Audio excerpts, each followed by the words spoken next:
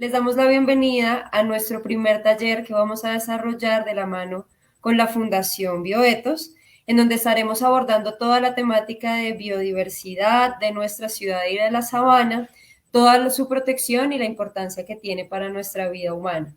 Esto lo estamos enmarcando y nuestro primer taller lo hacemos también en conmemoración de la Semana Ambiental, del Día del Ambiente. Y pues como les comentaba anteriormente, estaremos acompañados el día de hoy de la Fundación Bioetos y en estos talleres que estaremos presentando estaremos pues acompañados de esta fundación. ¿Listo? Bueno, sin más preámbulos les voy a dar la bienvenida a nuestro invitado el día de hoy, Andrés García, bienvenido. Hola Vivian, muchas gracias por la invitación, gracias a la Secretaría, a la Oficina de Participación. Es un placer siempre estar aquí con ustedes y hablar de lo que más nos gusta, que son pues animalitos y biodiversidad, que siempre es un tema súper bonito, sobre todo en el marco de esta semana ambiental. Y pues también pues me gusta mucho poder compartir este espacio también con las personas que se unen cada día como a la causa, como que están pendientes cada vez más de cuidar nuestros recursos naturales y sobre todo en Bogotá, que es una ciudad que tiene muchos tesoritos escondidos y que todavía no los conocemos y por lo tanto no los podemos apreciar. Listo, bueno, el día de hoy pues la idea es que aprendamos más de nuestra ciudad, de todo esto que nos rodea, este ecosistema y todas esas especies que cohabitan con nosotros, todo lo urbano y todo lo rural que tenemos a nuestro alrededor y que es tan importante también para nosotros. Entonces, pues bienvenido y adelante. Como me presento Vivian, mi nombre es Andrés García. Yo tengo la fortuna ahora de ser el director de Fundación Bioetos. Es una ONG que se encarga de la conservación de especies que están en vía de extinción a través de varias estrategias. En el día de hoy vamos a hablar sobre los mamíferos, este grupo tan bonito de animales que tienen presencia en la sabana de Bogotá y resaltar sobre todo su importancia. Entonces, bueno, primero, pues, ¿quiénes somos? La Fundación Bioetos lleva alrededor de unos 15, 16 años trabajando por varios ecosistemas en el país, bueno, en Colombia y en varias partes de Latinoamérica, haciendo principalmente investigación científica en el área del comportamiento de los animales. Nos interesa saber qué hacen, por qué lo hacen, para qué.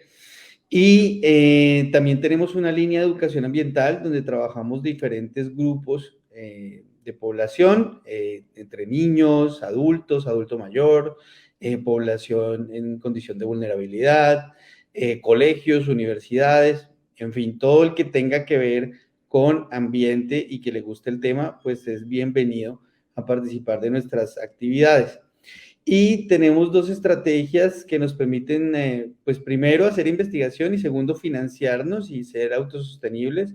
La primera es una estrategia de turismo científico que se llama etoturismo, donde a través de salidas de campo, como las que hacemos los biólogos normalmente, invitamos a la comunidad en general a que participe con nosotros y pues participe como estas experiencias a ver animales y fauna silvestre en su hábitat natural sin causarles ningún daño, con un avistamiento responsable y ético, no solo para los animales, sino para las comunidades que viven allí. Tenemos varios planes. Entonces, dependiendo de la época, pues se hace una especie u otra. Entonces, invitadísimos también. Y también tenemos una línea que se llama Animaletos, que involucra el arte con los animales.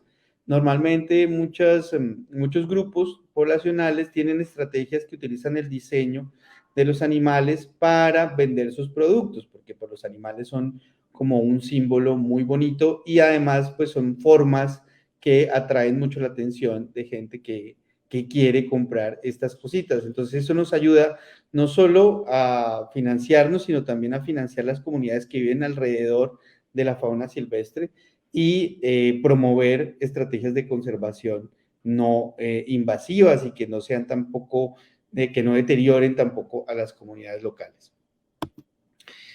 Bueno, pues esta presentación se enmarca dentro de lo que es la sabana de Bogotá. La sabana de Bogotá compone un montón de municipios alrededor de Cundinamarca, bueno, en el centro de Cundinamarca, y principalmente lo que tiene que ver con el río Bogotá. Sin embargo, nos vamos a centrar en la cuenca alta y media del río, donde se encuentran, digamos, la mayor cantidad de población dentro del espacio que contiene la sabana de Bogotá, en especial lo que está alrededor de la ciudad de Bogotá. Es un espacio que alberga alrededor de unas 14, 15 millones de personas, es muy grande y por lo tanto ejerce una presión muy grande sobre los ecosistemas que tiene alrededor. Cuando hay mucha población alrededor de cierto ecosistema, por ejemplo, en este caso de la sabana, pues ejercen unas presiones que son negativas. El incremento de la gente hace que tengan que construir más casas, más apartamentos, más vías, y esto genera unos impactos sobre ecosistemas que al principio pueden parecer como solitarios o que solo hay animales domésticos o que solo hay vacas, pero realmente todavía albergan muchísima biodiversidad y hoy vamos a ver algo de eso. Hay una cosa que quisiera aclarar primero y es que cuando nos referimos a la sabana de Bogotá, técnicamente no es una sabana. Una sabana en sentido técnico, digamos, ecológico, biológico, pues es una zona que tiene, que es plana y que tiene pastizales, ¿no? Pero normalmente las sabanas se asocian más con tierras bajas. Piensen ustedes como en las sabanas africanas, donde hay elefantes, donde hay jirafas, donde hay este tipo de megafauna, y eso sí, o las del llano, por ejemplo.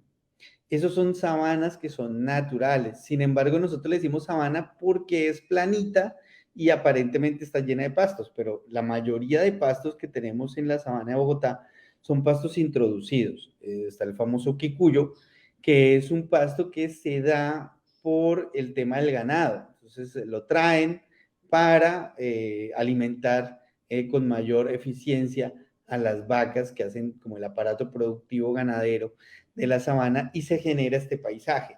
Pero no siempre fue así. Este ecosistema en particular lo conocemos como una altiplanicie. Básicamente lo que nosotros tenemos es un valle, es el valle del río Bogotá. Cuando los españoles llegaron, le pusieron el Valle de los Alcázares. Nosotros no vivimos en la sabana de Bogotá, sino en el Valle de los Alcázares. Es un valle que compone el río Bogotá y es una altiplanicie que es, bueno, bien grande, bien notoria, como la sabana de Bogotá, lo que conocemos como sabana de Bogotá. Sin embargo, pues el nombre se quedó y entonces pues ya no podemos cambiar cientos de años de historia de la sabana de Bogotá, pero pues sí es bueno tener claro que no es una sabana. Y esto es importante porque la fauna que allí habita y la flora que allí habita, pues es una flora típica de altiplanicie andina. De hecho, la sabana de Bogotá es una zona todavía muy biodiversa. Es una zona que alberga todavía mucha biodiversidad, inclusive muchos endemismos, que son especies que solo habitan en esta zona. En el caso de los mamíferos no es tan así porque se mueven mucho, pero otros grupos como de anfibios, como de aves, sí que tienen un endemismo marcado en esta región. Tenemos también, pues ya sabemos que tenemos unos problemas ambientales importantes, sobre todo por la contaminación que tiene el río. El río básicamente tiene unos vertimientos que se hacen de manera a veces ilegal o a veces legal incluso, pero que están depositados la mayoría sobre el río y ejercen, digamos, una contaminación importante que hace que se ponga en riesgo todo el funcionamiento del ecosistema. En particular lo que tiene que ver con las industrias de cuero en algunos municipios de la región que vierten los subproductos de esta actividad y se genera un ambiente muy tóxico para la vida en el agua.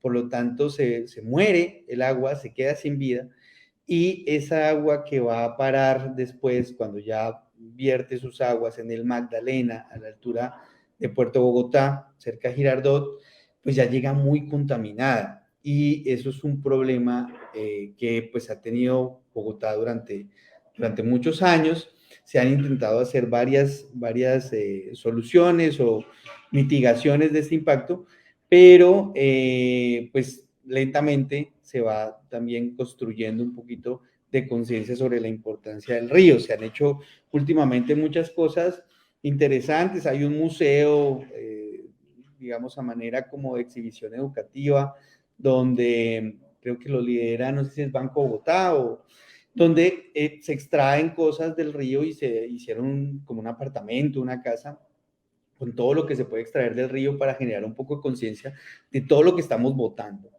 Y eso es un problema adicional porque hay muchos ríos que llegan al río Bogotá, muchos afluentes, que no están contaminados, pero cuando llegan a tocar el río, pues se contaminan y se pierden. Entonces, hay que establecer como ese tipo de parámetros para no seguir contaminando y seguir contribuyendo a ese problema, solo desde botar basura desde nuestras casas y también desde la responsabilidad social de las empresas y de las industrias que necesitan del agua muchas veces del río para poder subsistir, el caso de las flores, el caso del ganado, el caso de los cultivos, y pues que al final redundan en una menor calidad de vida para los habitantes de la ciudad y su flora y su fauna. En estas, digamos, dinámicas que tiene el río, pues hay todavía tesoritos que podemos encontrar alrededor de él. En el caso de Bogotá, tenemos un sistema, digamos, de acuíferos naturales, se llaman los humedales, que son muy famosos, digamos, entre los bogotanos. Todavía hay gente que se resiste a conocerlos, pero los invito a todos a que vayan a su humedal más cercano y conozcan y disfruten de la biodiversidad que presentan. Son, estos sistemas funcionan como un riñón. Entonces, filtran el agua que está contaminada y la purifican naturalmente en un proceso que si le pusiéramos plata, si le pusiéramos un valor, pues costaría miles de millones de pesos. Y esto nos lo hace el ecosistema, pues no gratis, pero sí de una manera mucho menos costosa. ¿Y cómo lo podemos retribuir? Digamos, la protección de estos ambientes pues requiere un costo, pero esta protección nos va a brindar muchos más beneficios. Esos beneficios son denominados servicios ecosistémicos. Pero para que funcionen, el humedal solito no puede hacer su trabajo, necesita tanto de las plantas como de los animales que están alrededor para poder ejercer su función, esta de riñoncito. También ejerce una función de pulmón, porque al haber plantas, al haber captadores de dióxido de carbono, funciona también como un purificador de aire. Entonces, no solo nos está, digamos, purificando el agua, sino que también nos está purificando el aire. Y eso es muy importante porque si tenemos en cuenta las enfermedades cardiovasculares que se pueden producir por tener un aire contaminado, ya en ciudades, en otros continentes, incluso en Latinoamérica, se ve que los niveles elevados de contaminación del aire puede producir muchas enfermedades y colapsar sistemas enteros de salud. Entonces eso también es un costo que nos está previniendo un poco el tema de tener los humedales guardados. Sin embargo, hay todavía varias discusiones en torno a este tema. Entonces, la primera es que tenemos una red de alrededor de 17 humedales, digamos, reconocidos, pero tenemos algunos otros que todavía falta por reconocer y que todavía falta por cuidar. Además, los que tenemos muchas veces tienen problemas sociales alrededor que son muy difíciles de solucionar. Se ve que se ha hecho un trabajo juicioso, digamos, de las últimas administraciones, ya unos 20 años para acá, y se ha seguido, digamos, por la línea de la protección de los humedales. Sin embargo, falta todavía muchísimo y es necesario establecer muchos más planes de manejo casi que enfocados a cada humedal para poderlos cuidar, porque si no, nos vamos a quedar con los espacios que denominamos humedales, pero no van a tener fauna o no van a tener flora típica, nativa, y eso pues es un problema. Entonces, para entrar ahí un poquito en contexto, esto es Bogotá, este es el mapa de Bogotá, para los que no la conocen, los invito a que la conozcan, es una ciudad muy bella, tiene muchas cosas para hacer y además tiene esta parte natural que es poco conocida incluso por los mismos bogotanos. Pero el borde occidental de la ciudad, Bogotá es una ciudad que nunca la representan como normalmente, como de norte a sur, sino que la representamos como de oriente a occidente. En la parte oriental tenemos los cerros orientales, los cerros tutelares de Bogotá, que brindan también otros servicios ecosistémicos, ya lo vamos a hablar, y vierten agua, vierten algunos ríos que van a caer al río Bogotá, que es el límite occidental de la ciudad. En este límite y donde llegan los otros ríos, generalmente se asientan los humedales. Tenemos estos sistemas de humedales que están alrededor del río y que hacen ese puente o esa conexión entre los cerros, bueno, entre los páramos realmente, arriba, los cerros orientales, los riachuelos que llegan, los humedales y el río Bogotá. Esto lo conocemos como la estructura ecológica principal, es un concepto acuñado por el ya fallecido, pero muy destacado doctor Thomas van der Hamen. Y esta estructura ecológica principal es lo que nos permite ordenarnos, digamos, ambientalmente alrededor de este territorio. Entonces, es para que lo tengamos en cuenta y cómo funciona, cómo todo esto está interconectado. ¿Y por qué es importante para los mamíferos? Pues ya lo vamos a ver.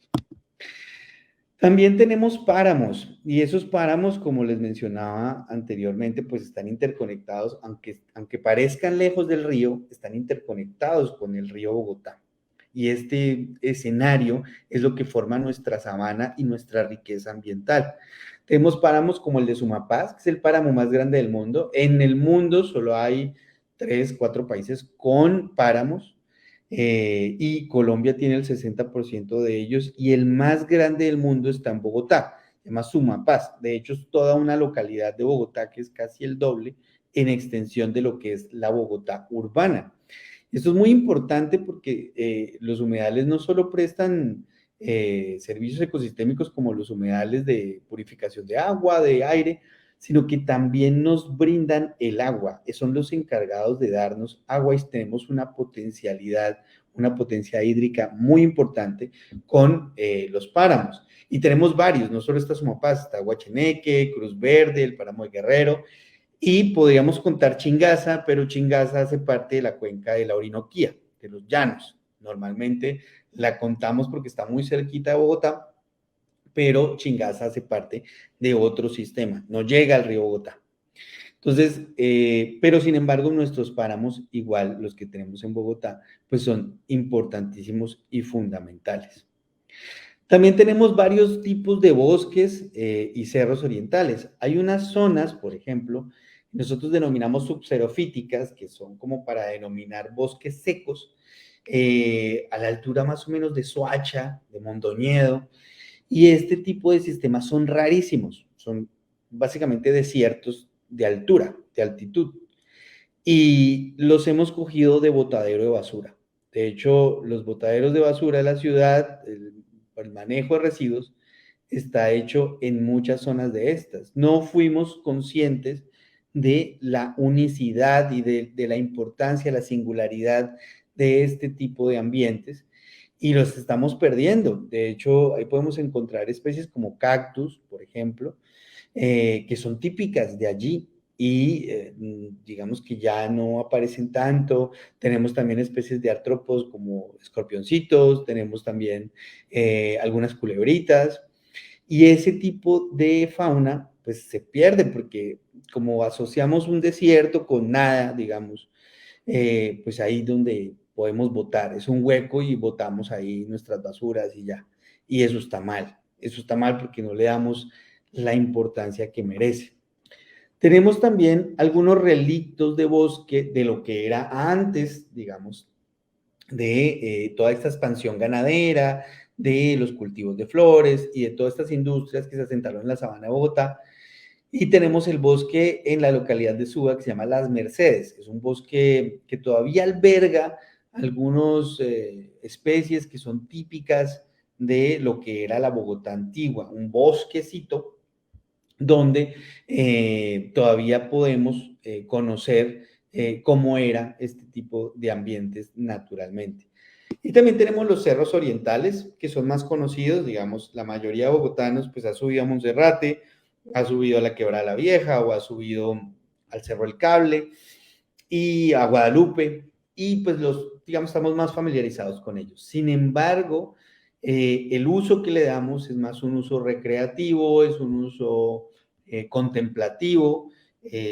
Los bogotanos tienen un sentido de pertenencia muy grande por estos cerros y no dejan que se dañen, no dejan que se toquen, pero conocemos muy poco acerca de la biodiversidad que albergan y es muy importante.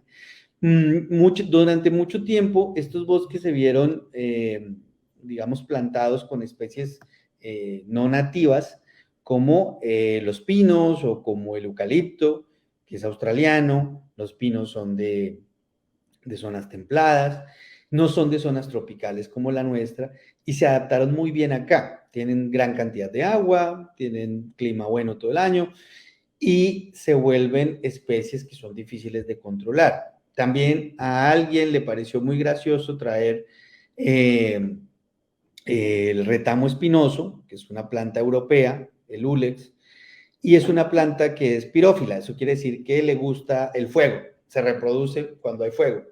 Entonces, cuando hay incendios forestales, si hay mucho de esta planta, genera un incendio grande y ese es el problema que tenemos todos los años con los incendios forestales en la capital. Entonces, tenemos muy poca información de lo que es bueno o lo que es malo para los cerros orientales, a pesar de que es un ícono y es una identidad que se ha formado a lo largo de los años entre los bogotanos y su ambiente, pero no sabemos cómo cuidarlo. Para este fin, digamos, últimamente se ha venido usando, últimamente no, de hace ya varias décadas se ha usado el tema de la restauración ecológica como una estrategia de mitigación, digamos, de todos esos perjuicios negativos que les hacemos a estos ecosistemas, llámense humedales, páramos, cerros, bosques, y lo hemos usado un poco mal, digamos, asociamos un poco el tema de la restauración ecológica como algo de solo sembrar árboles o sembrar plantitas o llevar a un colegio un día y que siembren y ya, pero no sabemos qué estamos sembrando, no sabemos cómo lo estamos sembrando, no sabemos si necesita, qué necesita para vivir después, no le hacemos un monitoreo, tenemos que también restaurar los suelos para que eso se pueda dar y esos procesos no los estamos haciendo. Muchas veces he visto procesos de restauración que fallan porque sencillamente siembran una matica, pero no llevan los polinizadores. Y entonces al no llevar los polinizadores, pues la matica crece y todo, pues no se reproduce nunca. O le cuesta mucho, mucho más. Entonces, ese es un problema grave y eso solo se soluciona a través del conocimiento, de la investigación. Sin embargo, también es importante destacar que los ecosistemas tienen una memoria ecológica, tienen una capacidad de resiliencia. Si los dejamos un poquito ser, esos ecosistemas se recuperan, no solitos, pero sí con mucha ayuda de ellos mismos. Entre menos intervengamos, la verdad es mucho mejor para este tipo de ambientes. ¿Y cómo se hace eso? Pues a través de lo que nosotros denominamos como interacciones planta-animal. Entonces, normalmente los animales y las plantas dependen cada uno del otro, aunque algunas veces esas interacciones pueden ser, digamos, negativas en el sentido de que se las comen o tal, pero en otras, o en la mayoría, la verdad, son muy positivas.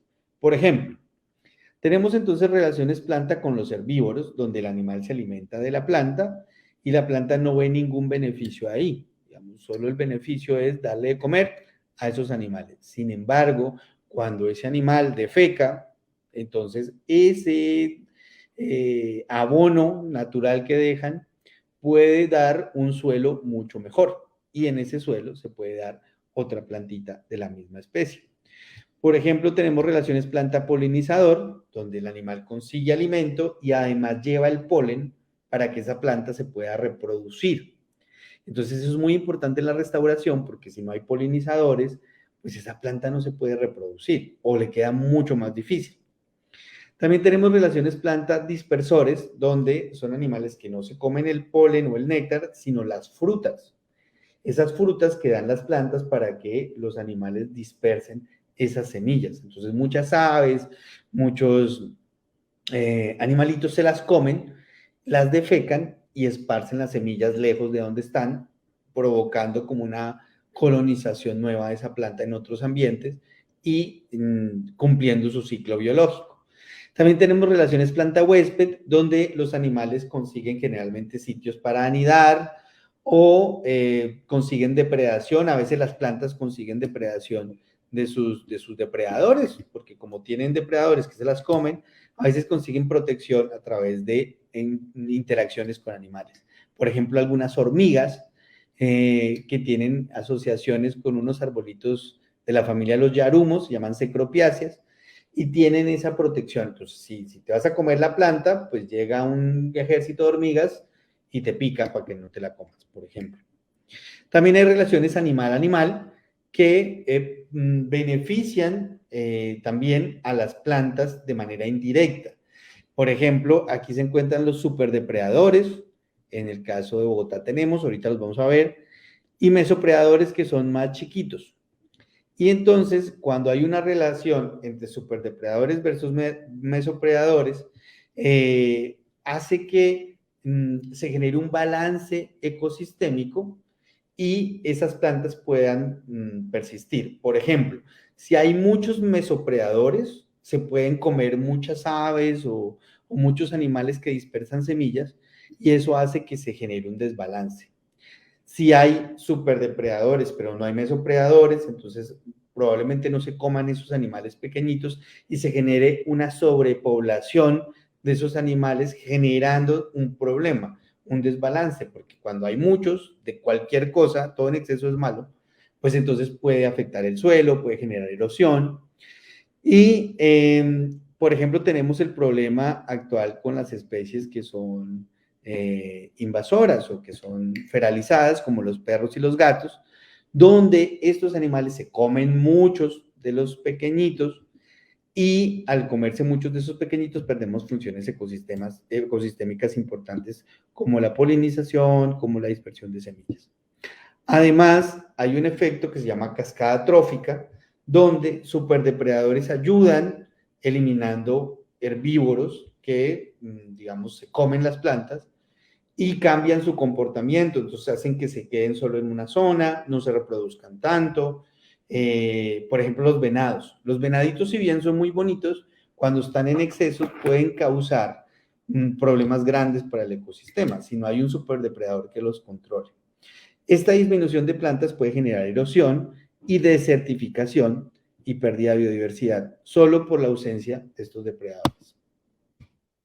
Para dar un ejemplo de cascadas tróficas, el ejemplo más clásico, digamos, se hizo en los 70s en un estudio, donde la nutria marina, que es la que vemos ahí, fue cazada hasta casi su exterminio, en algunas zonas de California. Resulta que estas nutrias, al ser unos depredadores muy exitosos, se comían mucho los erizos de mar, estos ericitos que ven acá. Sin embargo, al no haber nutrias, estos ericitos se podían comer todo el material vegetal que tenían a su disposición debajo del mar, como estos se llama kelp. Estos bosques de kelp, que son bosques submarinos de una alga muy grande, parece un bosque así amazónico, pero debajo del mar, no podía vivir porque había mucho erizo. Entonces, al devolver las nutrias a California, esas nutrias comenzaron a comer los erizos y por lo tanto volvió a renacer el kelp. Y con el kelp vinieron otras especies de pececitos, otras especies de animales y ese ciclo no volvió a su normalidad, pero se recuperó, se pudo restaurar, solo por la interacción entre un mamífero, su presa y la presa de su presa, básicamente. Así es como funciona esto. Este tipo de interacciones hacen que pase una u otra cosa. Este es otro ejemplo esto fue una reintroducción de lobos en el parque Yellowstone en los 90s y se metieron poquitos, digamos, en el parque Yellowstone se habían extinto los lobos y metieron una manada, no me acuerdo si fue como de 10 o por ahí, y los lobos, antes había mucho alce y mucho coyote. No tenía nadie que los controlara, ni a los mesopredadores como los coyotes. Este es un superdepredador, este es un mesopredador, y a las presas como los alces. Entonces, ¿qué pasó? Al meter los lobos, el lobo tuvo un efecto directo tanto sobre los coyotes como sobre los alces. Evitó la sobrepoblación de coyotes y la sobrepoblación de alces, y a su vez, esos coyotes dejaron de cazar tantos, ¿cómo es que se llaman estos? Bueno, estos ciervos, digamos, de montañita y mamíferos pequeños. Y por otro lado, al depredar sobre los alces, tenían varios efectos en cascada con otros animales. Por ejemplo, por un lado, proporcionaban alimento a los osos indirectamente, que a los osos también eran más poquitos, y los osos son muy carroñeros, entonces comían la carroña que dejaban los lobos y por lo tanto su población se recuperó. También prosperaron los carroñeros voladores, como los buitres y esto, y se generó otro efecto en cascada. Y a su vez, los alces no podían comer tanto, ya eran menos en número, y dejaron que las plantas prosperaran, lo que hacía que al final hubiera mayor cantidad, por ejemplo, de efectos de los castores.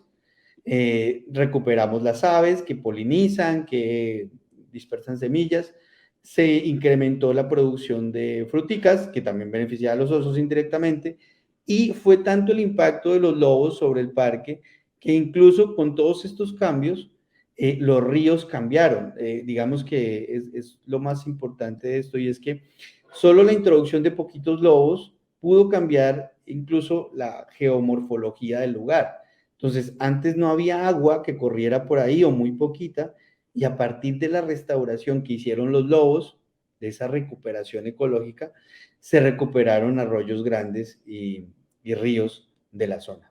Entonces, esto es muy importante porque podemos ver qué es el impacto de una especie, así sean poquitos números, es un impacto grande para todo un ecosistema, incluso al punto de cambiar la morfología de los ríos. También, digamos que los biólogos también trabajamos con varias teorías. Esta teoría es la teoría de nodos o grafos, que son teorías de interacciones muy, muy complejas, digamos. Entonces, si quitamos una de estas especies, vamos a eliminar esas conexiones que tiene con otras, o no sabemos ni siquiera qué conexiones tiene. No sabemos si quitamos una mariposita, qué efecto puede tener sobre alguna planta, y esa planta a su vez qué efecto puede tener sobre una ardilla o sobre un ratón, y eso a su vez va a generar otro efecto y otro efecto y otro efecto. Por lo tanto, es importantísimo cuidar de estas interacciones, así no sepamos cuáles sean, pero sabemos que cada especie tiene un lugar, un espacio, y ese lugar y ese espacio va a tener unas interacciones con otros lugares y otros espacios que si se pierden van a ser perjudiciales para todo el funcionamiento del ecosistema. Por eso lo importante es no solo mirarlo a nivel de sistema, de ecosistema, de páramo, de cerro, de tal, sino mirarlo a nivel de esas interacciones que se llevan a cabo dentro de él. Entonces, listo. Entonces, ahora sí, los mamíferos. Entonces, tenemos alrededor de 33 especies de mamíferos reconocidas, digamos, en los últimos estudios, que son pertenecientes a 19 familias y 10 órdenes que corresponden al 6.4% de las 518 que han sido reportadas para el país. O sea, más o menos en Bogotá se encuentra el 6%, entre el 6 y el 7% de las especies de mamíferos colombianos. En este ejercicio lo dividí por gremios tróficos, que básicamente es qué comen, ¿no? ¿Qué es lo que más comen estas especies? Y nos da más o menos un 6% carnívoros, un 32% frugívoros que comen frutas, otro 18% herbívoros, que comen hojitas y pastos, 18% insectívoros, que es muy importante porque comen insectos, el 6% nectarívoros y un 20% omnívoros. A su vez, los predadores se pueden dividir en superdepredadores un 6% y mesopredadores un 23%. El resto son animales que pueden ser presa de alguno de esos dos. Pero entonces, ¿cuáles son? Digamos, en Bogotá tenemos una diversidad muy grande, muy bonita de mamíferos que no conocemos. Muy pocos bogotanos saben que en Bogotá hay murciélagos y en realidad tenemos varias especies. Estas especies, que se denominan anobra, que no tienen cola, tienen caritas como si fueran perritos. No sé si alcanzan a observar bien, pero son caritas alargadas, como trompuditas.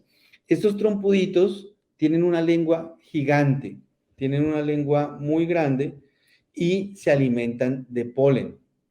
Estos, al alimentarse de polen, generan una interacción importante que es la de polinizar. Entonces están polinizando plantas que se necesitan para poder restaurar nuestros ecosistemas. Entonces, hacen una función parecida a los colibríes, pero de noche. Es muy difícil encontrar estudios sobre ellos en Bogotá. Entonces, si alguien está viendo y está buscando tesis, es muy importante establecer como unas líneas de investigación alrededor de estas especies en Bogotá. Y en la sabana, digamos, esto, como les dije, va desde la cuenca alta, el páramo de Guacheneque, donde nace el río Bogotá, hasta la cuenca media, digamos, a la altura del Salto del Tequendama, más o menos. Entonces ahí tenemos este tipo de especies, pero necesitan conexión, necesitan bosquecito para poder vivir. Tenemos los carnívoros, que en este caso son carnívoros estrictos. Tenemos el puma, que el puma habita algunas zonas de los páramos aledaños a Bogotá, pero también en algunas zonas bajas, en mesitas, por ejemplo. También tenemos registros de tigrillos, este tigrillo que es el tigrillo lanudo, es un tigrillo que está adaptado especialmente para las condiciones extremas, digamos, de temperatura en Bogotá, de frío. Y estos tigrillitos, pues, son muy importantes porque se alimentan de esos pequeñitos animales, roedores, aves, y se necesitan. Pero, ¿qué es lo que pasa? Pues están muy amenazados por la distribución, digamos, de las ciudades, donde a medida que vamos creciendo, vamos talando bosque y se va perdiendo el hábitat de estas especies, o se encuentran, por ejemplo, con perros o con gatos, que son los que al final le pueden transmitir enfermedades o incluso los pueden depredar, o pueden causarles también efectos debido a la competencia de comerse sus presitas. Pero lo importante es reconocer que aquí están, digamos, que están aquí y que son los depredadores importantes de la sabana de Bogotá. Por otro lado, tenemos los insectívoros. Entonces, en su mayoría, los insectívoros pues son murciélaguitos. Tenemos algunas especies que son migratorias, por ejemplo. Estas especies nos visitan desde Canadá, vienen volando desde Norteamérica hasta acá. Y es muy importante porque en esos viajes migratorios, pues somos parte de la ruta migratoria, incluso a veces el destino para estas especies.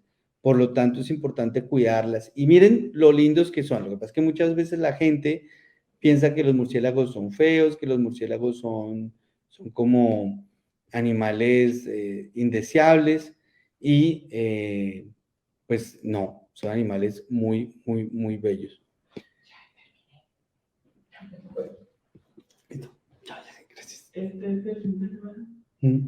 Gracias. Y hasta luego. Y, bueno, perdón. Y tenemos también otras especies que son menos conocidas, de hábitos crípticos, que son crípticos, quiere decir que se esconde, que no son fácilmente visibles. Y está la musaraña. Entonces tenemos la musaraña aquí. Es muy difícil tomarle fotos. Este es un ejemplar que estuvo muerto. Esta es una foto de la Fundación Humedales de Bogotá, porque son muy difíciles de ver. Son muy difíciles de ver y pues se lo encontraron muertica. Pero que no se puedan ver no quiere decir que no existan, solo que son difíciles de encontrar. En este caso, esta musaraña, Cryptotis, porque es críptica, ¿no? Es difícil, pues es como un representante de los insectívoros muy importante de los humedales de Bogotá. También tenemos el armadillo, que está en algunas zonas, ya no está tanto en las zonas o cerca a zonas urbanas, porque es un animal que pues es perseguido principalmente por su carne o como ornamento, y pues ya las personas lo han acabado muchísimo. Quedan algunas zonas que son de difícil acceso alrededor de la sabana de Bogotá, pero todavía persisten. Los insectívoros entonces cumplen una función importantísima al controlar y regular las poblaciones de insectos que hay en la sabana. Sin insectívoros pues estaríamos mucho más llenos de insectos, algunos potencialmente negativos que pueden transmitir enfermedades, como algunos mosquitos o zancuditos, y estos pues los controlan. Sin estos pues estaríamos mucho más inundadillos. También tenemos herbívoros y tenemos herbívoros muy, muy bonitos. Tenemos, no sé si conocían, pero en Bogotá tenemos dos especies de venados principalmente. Tenemos el venado de cola blanca, que es el que se puede ver en los páramos circundantes a Bogotá y puede tener un tamaño grande, son animales grandotes y tienen también, digamos, no solo un potencial ecológico, ecosistémico, sino también de turismo. Mucha gente visita estos lugares para hacer avistamiento de fauna y genera una industria alrededor de ellos que, bien manejada, puede ser una solución para muchos de los conflictos que se generan entre las comunidades y la fauna. Este mazama o venado soche, venado rojo, no es tan fácilmente visible, digamos, es complicado de ver, muchas veces se ve, sobre todo muy temprano en la mañana, en algunas carreteras rurales, yendo hacia los páramos, algunos ciclistas se lo encuentran por ahí, pero es difícil encontrarle como un lugar. Sin embargo, es también importante porque su efecto no solo es de herbivoría, digamos que se comen las plantas, sino que también sus heces funcionan también como abono importante para los suelos. Entonces también ejerce una labor importante. Tenemos los curíes, que los curíes también están, muchos bogotanos conocen que tienen curíes al principio, y cuando empezamos a trabajar, digamos, el tema en Bogotá, la gente asocia los roedores como todos iguales, como si fueran ratas, los mataban, otros se los comían, en fin, pero al fin, digamos, últimamente se ha visto como un cambio en la percepción de estos animales acerca por lo menos, de su físico. Ya la gente lo asocia con algo más bonito, con un símbolo un poquito más de ternura, en fin, son animales que sí, en realidad son muy tiernos, pero eso también ahora les juega una mala pasada porque también hemos visto que hay gente que los está cogiendo de mascotas, en fin. Tenemos también el perezoso de dos dedos. Este es un perezoso, se encuentra solo en la parte baja, digamos, de la sabana de Bogotá, cerca al Salto de Tequendama, por ahí. También en la zona, este parque en Soacha, no me acuerdo cómo se llama. Ay, se me olvida el nombre, perdón, tengo memoria de pollito. Y tenemos las liebres, o bueno, el conejo andino, que también está presente, sobre todo en los páramos. Hay unas buenas poblaciones de conejo, aunque tampoco sabemos mucho acerca de él, pero es importante porque también es presa de muchos animales, sobre todo de las águilas de páramo, de rapaces que están en el páramo. Y este ratoncito precioso, que se llama Tomasomis, que no tiene nada que ver con los ratones domésticos o con las ratas domésticas, sino que es un animal casi endémico de acá, de la sabana de Bogotá. Entonces es muy importante porque hay muy poquitos. Al ser endémicos, quiere decir que están restringidos a solo esta zona y cualquier cambio en la zona los puede afectar e incluso extinguir para siempre. Entonces, pero pues son preciosos. Tenemos también el grupo de los omnívoros, que tenemos los zorritos, que esos también, digamos, se han convertido en parte del imaginario identitario de las especies en Bogotá. Como los bogotanos tenemos una apropiación ahora pues más bonita con los zorros, sobre todo después de la pandemia, como que en la pandemia hubo muchos avistamientos de zorritos que llegaban a las casas y tal, y la gente empezó como a verlos, y ahora, digamos, hacen parte como de la fauna que se protege. Sobre todo el zorro cangrejero o el zorro perro que le dicen, es el cerdocion, es un animal muy bello, tiene una forma típica de zorrito, ¿no? Muy con esa cola bombachita, con esas orejitas paradas, que lo hace muy atractivo y además, pues es un animal como que también permite entrar un poquito más fácil con las comunidades. A veces, y en algunos colegios, sobre todo del norte de la sabana de Bogotá, donde hay encuentros, los padres de familia suelen estar muy preocupados, ¿no? Porque sienten que, no sé, se les van a comer a los niños, pero nada más alejado de la realidad, ¿no? Estos animales son completamente inofensivos, no ha habido el primer caso registrado de ataque de un zorrito de estos a ninguna persona, a ningún niño, así que es completamente inofensivo. También tenemos el coatí de montaña, este coatí que es precioso, es un animal que tiene una nariz muy respingadita, muy larga, que usa para escarbar en el suelo, comerse lombricitas, pero también come fruticas, también come algunos huevos, algunos pajaritos. Es un animal que vive en madrigueras y necesita de los árboles para poder vivir, necesita de troncos huequitos.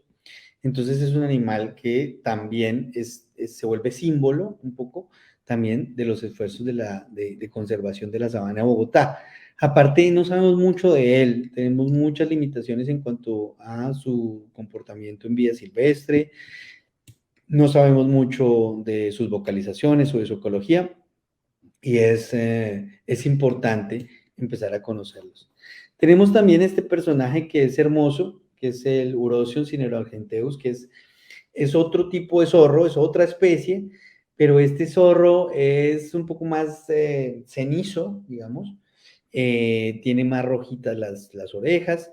Si ven, las orejas tienen una disposición diferente a la de este tiene como una M, y este tiene como un plieguecito y las orejas están más enfocadas hacia los lados un poquito. También, aunque se parecen, pues son diferentes. Y este es el único zorro que puede trepar, uno de los pocos cánidos que puede trepar. Entonces, cuando ven un perro trepar, es un perro que está entrenado. Los cánidos normalmente no trepan. Es muy raro que un cánido pueda trepar. Esto lo hacen de manera natural. Pueden trepar árboles como un gato. Y lo hace único. Tampoco sabemos mucho acerca de él. De hecho, para muchas personas es un descubrimiento saber que está este animal por acá.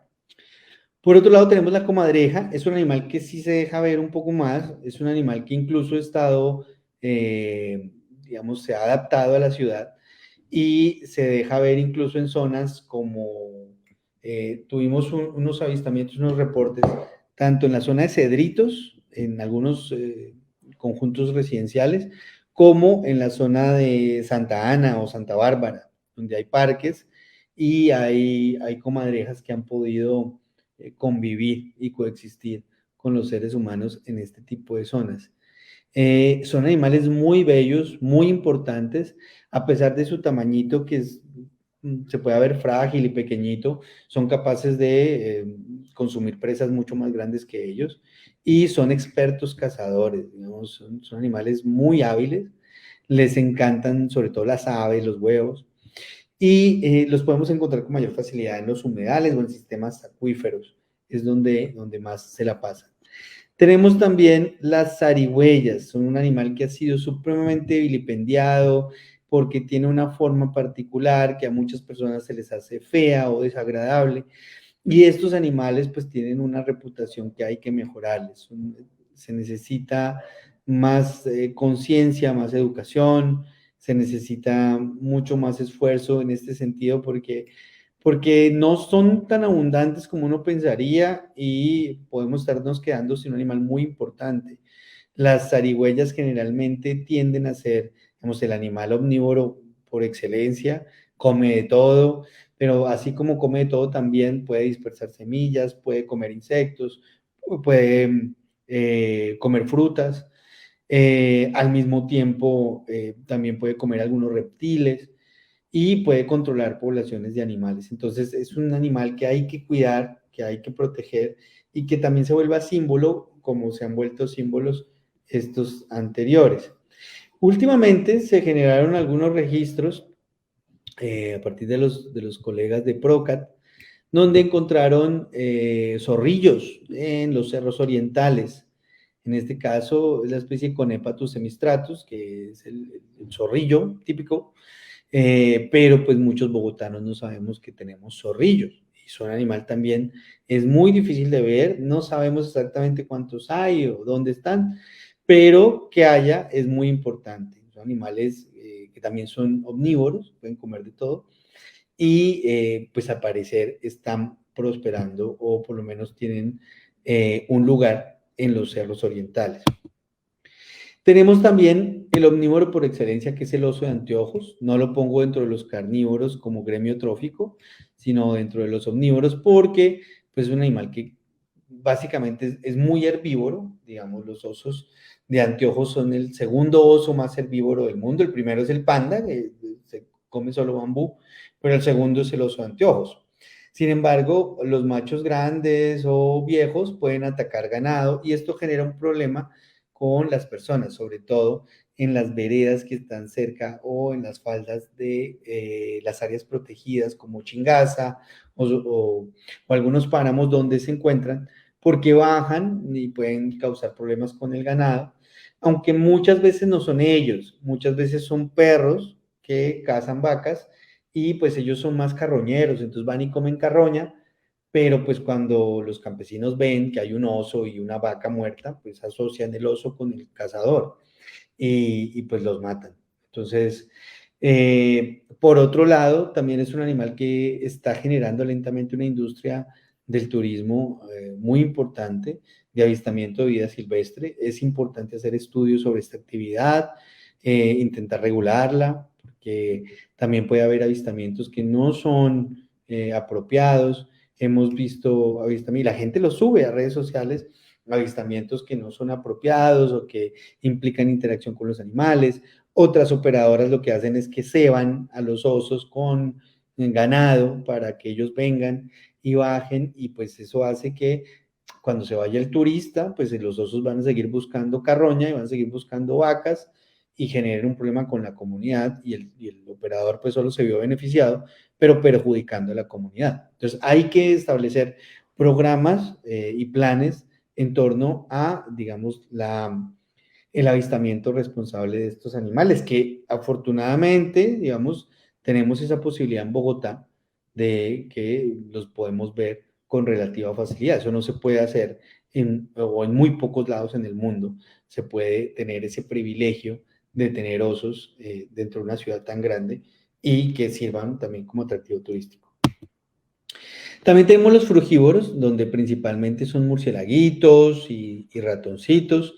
Muchos de ellos tenemos solo un registro, el caso, por ejemplo, de este súper bonito que tiene aquí las orejitas amarillas y estas líneas, estas listas que tiene en la cabecita. Este solo se ha encontrado con el jardín botánico. Algunos de estos murciélagos sí se encuentran con mayor facilidad. Los carolias se encuentran con relativa facilidad en varias partes del país. Bogotá no es la excepción. Esta es una especie que tiene el epíteto, las especies tienen dos nombres, ¿no? Tienen dos palabras. Entonces, esto es el género y esto es la especie. Entonces, el género es Turnira y la especie bogotensis. Esto le llamamos nosotros epíteto y tiene que ver con el nombre específico y es una especie dedicada a Bogotá, es una especie bogotanísima, chirriadísima. Y entonces, pues también se puede volver un símbolo de conservación. Tenemos un murciélago propio, digamos. Entonces eso hace también que la gente ponga un poquito más el foco sobre ellos. Los certoniras son animales supremamente lindos, son murciélaguitos pequeñitos, normalmente este tiene como un antifaz, normalmente tienen aquí en los hombros manchitas, son súper bonitos y merecen la protección. Hay otros como estos quirodermas que tienen también listas, así como si fueran un carro de estos de carreras. Y también tenemos otros ratoncitos, si ustedes pueden ver este que tiene cara como de Mickey Mouse, también tiene el epíteto bogotensis, está restringido, digamos, un poco a el área cercana a Bogotá. Antes se conocía como Acodon, que es un género que tenía muchos ratones, y ahora lo sacaron a Neomicruxus. Pero es un ratoncito que es muy, muy especial, muy bonito, se alimenta de fruticas, de semillitas y nos ayuda a regenerar esos bosques. También tenemos este Oligorizomis, que es un ratoncito más normal, un ratoncito de campo, y pues convivimos con ellos. También tenemos dentro de los frugívoros a la lapa, o el borugo, le dicen a veces, pero este es de montaña y este está en peligro de extinción. Es un animalito que está muy vulnerable porque se lo comen mucho. Entonces, mucha gente cuando hay uno de estos no desaprovecha la oportunidad y va y lo caza. Aparentemente su carne es muy sabrosa, entonces la gente va y lo consume. También hay creencias, digamos, infundadas de que si lo muerde a uno una culebra y uno se come el páncreas o hace un remedio con el páncreas de los borugos, pues se salva. Entonces también eso es algo que lo tiene un poco mal. Se necesitan planes de manejo enfocado a esta especie en particular. No sabemos muy bien dónde están ni cuántos hay. Sabemos que están en proximidades, pero es muy difícil, digamos, establecer esos números y necesitamos mucha más investigación para poder cuidarlos, porque son animales que también son preciosos, son animales muy lindos, pero necesitan protección. Tenemos otro, este es un mundo más grande que los otros murciélaguitos anteriores son más bien chiquitos. Este es uno grandote, digamos, más grandecito que los otros, y también se alimenta de frutas. Es importante, porque también los frugívoros pues son dispersores. Tenemos también este murciélaguito que también es frugívoro. No sé si ven aquí los dientecitos, estos colmillitos, muchas veces se engañan y la gente cree que son para chupar sangre, pero esos colmillitos generalmente los tienen para comer frutitas. Son como para romper las cáscaras duras de las fruticas, no es para chupar sangre. Hay murciélagos que chupan sangre, pero son solo 3 especies, dos de las cuales chupan sangre de aves y una de la cual puede chupar sangre de mamíferos, pero son pocos, están en otras zonas, digamos, no están en Bogotá, entonces no hay ningún problema. Y además de eso, pues cumplen una función de dispersor de semillas. Mucha gente no lo sabe, pero en Bogotá había micos, había monos. Estos miquitos fueron desplazándose lentamente y ya no hay dentro del área urbana ni periurbana de Bogotá. Pero sí los podemos encontrar cerca a mesitas, a la mesa, en cercanías con donde termina, donde empieza, digamos, el Salto del Tequendama. Podemos encontrar algunos ejemplares. Es un mico que es nocturno, es un miquito nocturno. Por eso tiene esos ojos tan grandes, para poder captar la mayor cantidad de luz. Y como se parece a un lemur, digamos, este miquito se llama Aotus, que significa sin oídos, sin orejas, no tiene orejas, pero no se le ven aquí. Y lemurinos, porque parece un lemur, tiene como apariencia de lemur, pero pues no es un lemur, es un miquito y es bogotanísimo él, pero lo hemos ido acabando. Finalmente tenemos la ardillita, la ardilla del Notociurus granatensis, que si la hemos visto muchas veces es más común de ver que otras especies, sobre todo en los campus universitarios, en la nacional, en algunos bosquecitos, en algunas partes como de campo que puede haber en la ciudad y en alrededores. Y pues es un animal supremamente inteligente, supremamente hábil y que mucha gente pues convive en armonía con ellas, como que las ardillas no generan aversión o algún problema. Finalmente, entonces, tenemos también que a pesar de esa biodiversidad grande que tenemos, que son 33, 34 especies de mamíferos silvestres, pues tenemos que las personas en su negligencia de tener las mascotas bien, pues generan problemas al abandonar sus mascotas. Estas mascotas se vuelven ferales o silvestradas. Aquí, por ejemplo, este perro está comiendo un curí y eso afecta directamente la biodiversidad, porque esos animales abandonados tienen que cazar, tienen que comer algo y van a cazar sobre venados, van a cazar sobre curíes, van a cazar sobre borugos, van a cazar sobre otras especies que al final lo que nos hace es que esas cascadas tróficas que vimos pues no se puedan hacer de la mejor manera y se demore o se imposibilite la restauración de los ecosistemas. Al mismo tiempo, lo que hemos visto también es un aumento en la cantidad de atropellamientos. Este es un tigrillito lanudo que desafortunadamente fue atropellado cerca de la carrera séptima, ahí saliendo como para a la calera. Y bueno, ese es el problema, digamos. Hay mucha imprudencia en las vías, también hay mucho desconocimiento, la gente no sabe que hay tigrillos, entonces pues asocia un gato con algo para atropellar, lo atropella o sencillamente no maneja el límite de velocidad establecido, tampoco hay señalización, no hay pasos de fauna, entonces son problemitas que hay que ir viendo para poder solucionar. Al mismo tiempo, digamos que la expansión desmedida de la ciudad pues hace que se precisen de más recursos, de talar más bosque, y sobre todo las invasiones que tenemos alrededor en los cerros o en las periferias hacen que se consuman muchos más recursos y al final se vuelva insostenible el tener un barrio ahí, sobre todo también porque la gente también tiene que subir este tipo de barrios, tiene que consumir más recursos, gasolina o lo que sea, para poder llegar, y esto hace que se vuelvan barrios completamente insostenibles, sin ninguna convivencia con la naturaleza. Entonces esto hay que también mirarlo y ver cómo se puede reglamentar o cómo se puede superar para que no se siga la expansión y se quede hasta donde está, y que donde está ya la urbanización, pues se generen apropiaciones sobre los ecosistemas circundantes y se conviva, por lo menos. A futuro, pues hay que sumar esfuerzos de investigación. Muchas de las especies que nombré no tienen investigación de fondo, no se sabe nada de ellas, muy poco. Hay que dar a conocer las especies en estos espacios, pues es muy importante porque se puede dar a conocer cuál es la solución, la situación y proponer soluciones. También desde nosotros podemos no tener mascotas irresponsablemente, fomentar la tenencia responsable de mascotas para que no sucedan estos encuentros entre fauna silvestre y animales domésticos.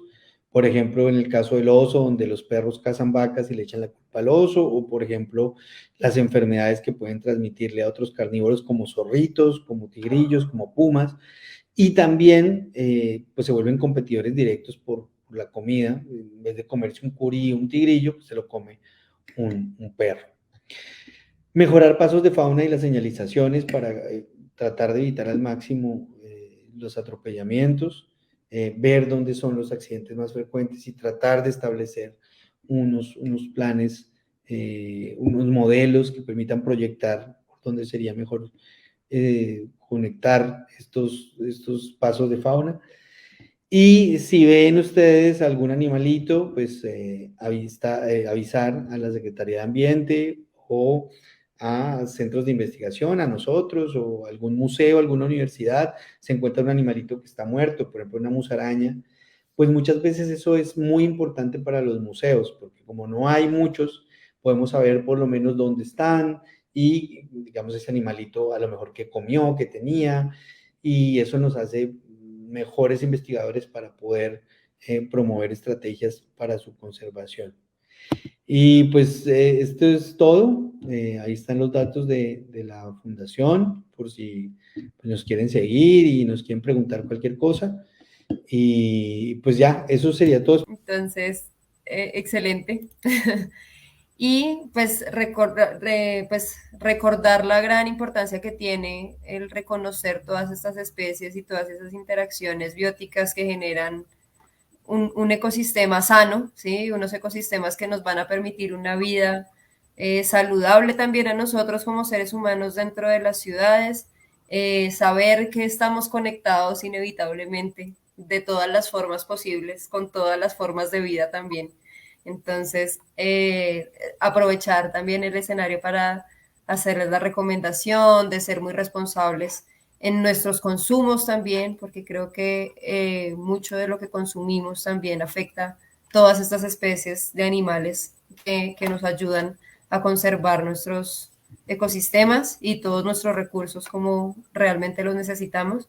También fomentar la ciencia ciudadana, fomentar el reconocimiento de nuestras especies, de nuestras interacciones, de nuestros ecosistemas estratégicos también además, ¿sí? Porque hablamos de humedales como ecosistemas súper estratégicos para la estructura ecológica principal e invitarlos a participar de todas las actividades que se están desarrollando en esta semana ambiental por parte tanto de Secretaría de Ambiente como el Jardín Botánico y todas las entidades del sector ambiente. Agradecerte nuevamente a ti por la participación, por tu tiempo, por esa gran explicación tan importante para nosotros y para la ciudad. No, muchas gracias a ustedes por la invitación y por abrir estos espacios que siempre son importantes. Y pues ahí estoy a la orden para lo que necesiten siempre. Excelente. Muchas gracias a todos también por participar y nos vemos en una próxima sesión. Muchas gracias.